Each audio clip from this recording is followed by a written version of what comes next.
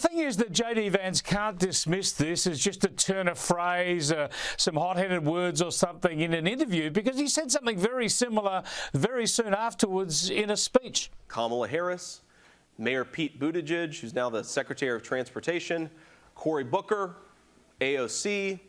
Think all these people. They're different. They come from different walks of life, different parts of the country. What is the one thing that unites every single one of them? Not a single one of them has any children. It's something else to build a political movement invested theoretically in the future of this country when not a single one of them actually has any physical commitment to the future of this country.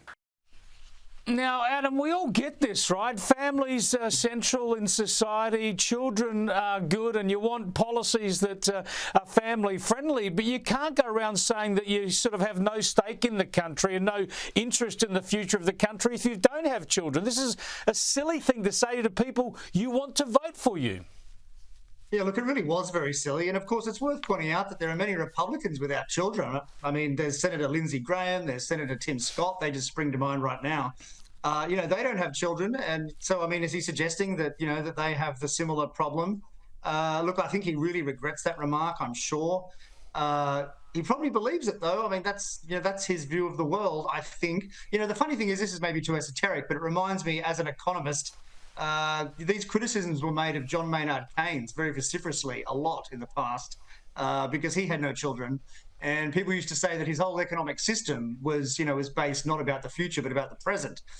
Anyway, just a little interesting historical anecdote. It is indeed. But you say JD Vance regrets these comments, but he had the opportunity to walk back from them, to apologise for them in an interview with Megyn Kelly over the weekend, and he seemed to double down on them. Have a look. It's not a criticism of people who don't have children. I explicitly said in my remarks, despite the fact the media has lied about this, that this is not about criticising people who, for various reasons, didn't have kids. This is about criticizing the Democratic Party for becoming anti-family and anti-child.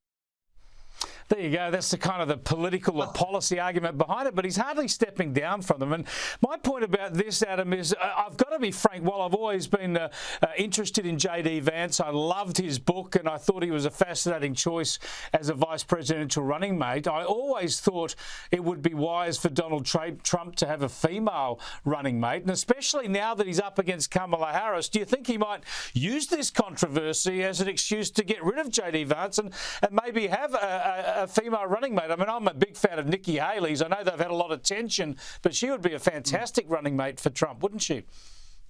Yeah, certainly. You couldn't rule that out. I mean, Trump is very unpredictable and he's very driven by, well, of course, winning. As you know, he really wants to win. And if he thinks that Vance is going to be a liability, it wouldn't surprise me if he dumps him. There's still, just under 4 months to go.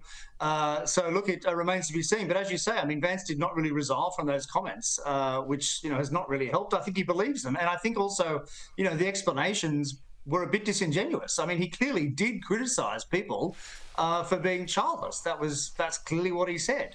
So yeah, look, it's definitely not a good look. It's not a good look, especially when you want to attract the votes of women as well as men. Weird times continue in the US. Adam, thanks for keeping us up to date. Thanks, Chris. See you next time.